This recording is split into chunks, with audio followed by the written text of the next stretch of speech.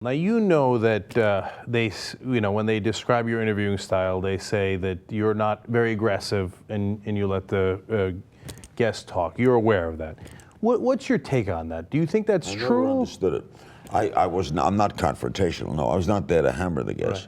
Right. But when I heard that, I would always say, "Give me an example of a bad question." It's a bad question I asked. I've never heard a good example. I asked good questions. I listened to the answers. I followed up. I didn't scream at guests. I never counted me as more. A lot of talk show hosts, the guest is a prop for them. The guest is there to serve their needs. I never felt that way. I always felt that and Paul Newman said to me once, he says, you're going to be there the next night.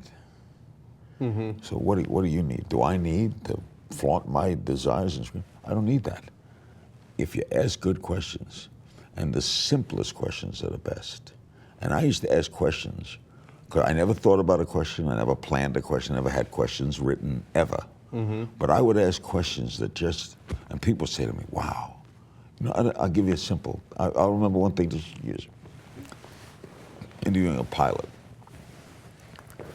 When you're going down the runway, you know what's going to take off? Pilot said, I've never been asked that. No one ever asked me that. Is it going to take off? I asked bus drivers when I was a kid, why do you want to drive a bus? I had asked doctors, why they choose that specialty? What's it like in an operating room? What's it like when you open somebody up? What is that like? Are you in command? What is the thrill? What's it like in war? For example, we had the war. First, go for it. And I would watch other stations, and the host would sometimes, today they did this and pontificate. My first question was always the same. Whether it was a reporter, a general, an observer, what happened? Now, simplicity worked for me. So if that was a style, I guess it was a style. If I could teach it, I don't know that I could teach it. But I tell you this, I never asked questions over 2 sentences long. I watch some of these presidential press conferences, they're showing off. They're showing off. For what end? You got the President of the United States. Right. I remember interviewing Bill Clinton in the White House, and we were looking out the window, and I said, well, what do you think about when you look out the window? What do you think about? And he said, I wish I could be out there. There are moments. That's interesting. I wouldn't have expected that. There are moments I'd like to. But that's a good question. So I would come at the angle from that. Why? And someone said, well, what if you were interviewing Osama bin Laden? Right? Well, the worst question to ask Osama bin Laden would be, first question, why'd you bomb that building? Right? So he might go off into get defensive over this. My first question would have been, you came from one of the richest families in Saudi Arabia. Why'd you leave? Yeah. Now, then I'm going to learn more. When I get around to 9/11, I'm going to come from what led this man, rich man, to live in caves, to come around to that. Because my friend Herbie Cohen, the great negotiator, told me, and I learned, no evil person looks in a mirror and says, I'm evil. Yeah. Right? I talk about that all the time. Hitler didn't think he did anything wrong. He combed his hair, I'm going to have another great day. Right? So if I approach him that you're wrong, wonderful. Might make exciting television. You don't learn anything. But if I approach him as, why? What took you to this? Why do you think this way? I want the audience to make its conclusion. So that's all. That's my style. I totally understand. Let me take just one last step further then. Because I think you come at it from a genuine curiosity. Correct. And you ask people what's on top of your mind. Insanely curious. What do you think about the criticism of the questions that you don't ask? So for example, if President Obama is sitting across from you, first thing I'd want to ask is, what did you mean by change, right? And maybe that's a question you ask as well, right? Because he did. Yeah, later. Yeah, later. My first question would be, and I've interviewed him, so it was the first question. What surprised you the most?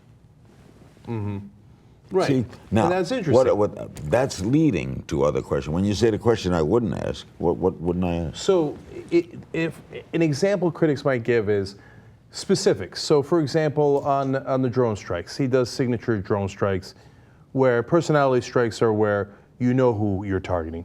signatures, you don't know who you're targeting.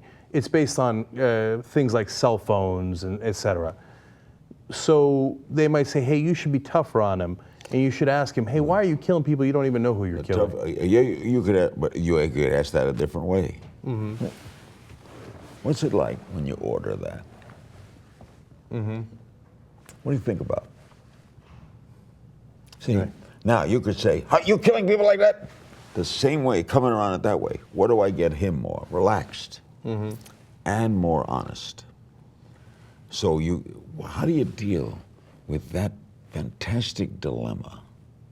See, what people don't understand, none of us have been president, so we've never had to face this. Here's a dilemma. I might pose a hypothetical question. You learn absolutely perfect information that that guy is going to commit an act that will harm this country. He has no criminal background, but you're convinced. The top information you have, he's an American citizen in a foreign country. Did you kill him? Yeah. Well, that would get you a response. Now, and with that's Obama, a better it would question be yes. than what do you? Well, he wouldn't just say yes. He'd have to think about it. Right. We had bona fide information on weapons of mass destruction. Turned out to be wrong. What if you're wrong? What if you're wrong? What's it like to send people to war? Right. See, it's just the style. Now you may choose to say, why could you do that? How could you drone someone? Fine, that works for you. Right. You know, Mike Wallace and I really got along. I love Mike Wallace, and he did a piece on me on 60 Minutes.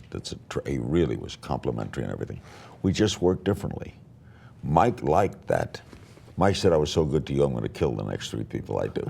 But that was his style. We all have a style. You have to do what you're comfortable with. Right. If you do something you're not comfortable with, I would have been uncomfortable pointing a finger at a president of the United States. Would have been not in my comfort zone.